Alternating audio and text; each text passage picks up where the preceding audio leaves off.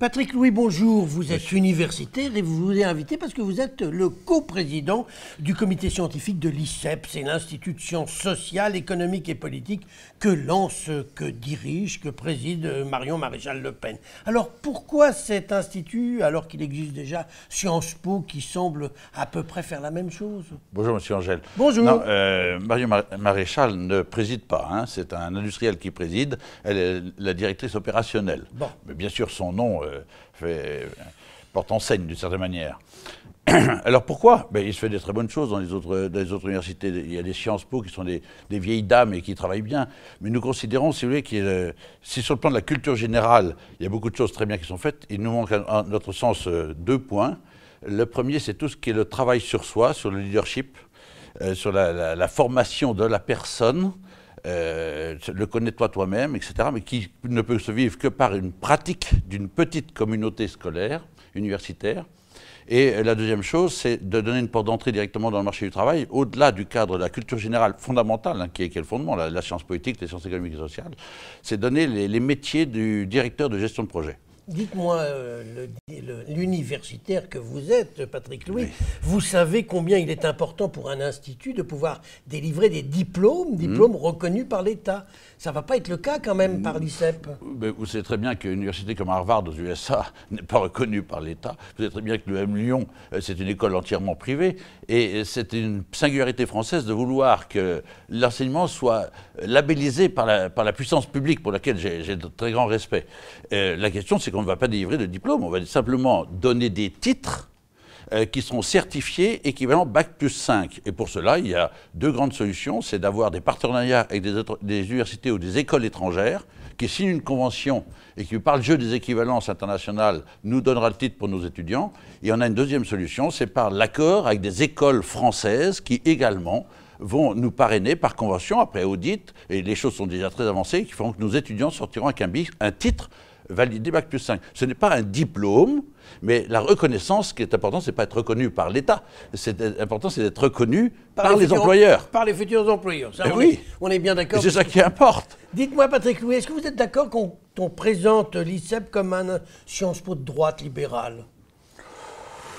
Je veux dire, on croit beaucoup à la science politique parce que la politique au sens noble a un peu tendance à disparaître du monde actuel au profit d'un économisme ou d'une logique purement financière. Alors évidemment, on insiste sur la science politique, mais il n'y a pas que cela.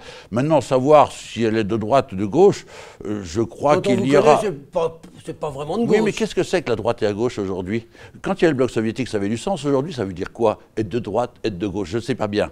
En tout cas, ce que je peux vous assurer, c'est que si la proportion de professeurs de gauche chez nous sera à peu près équivalente à la proportion de professeurs de droite à Sciences Po Paris. C'est-à-dire 0? Ah non, je n'ai pas dit ça. Mais nous, ce qui nous intéresse, c'est le débat contradictoire. On ne va pas enseigner que la pensée... on va enseigner la pensée unique, mais pas que la pensée unique.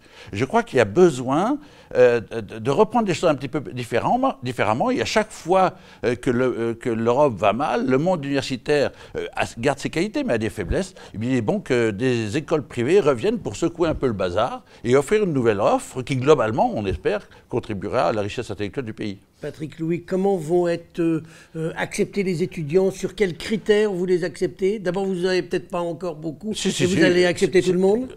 Surtout pas. Vous savez, pour nous, on croit aux 4 E. Hein. On croit d'abord à l'exigence pour aboutir à l'excellence, dans un enracinement dans la culture, et tout ça dans l'enthousiasme.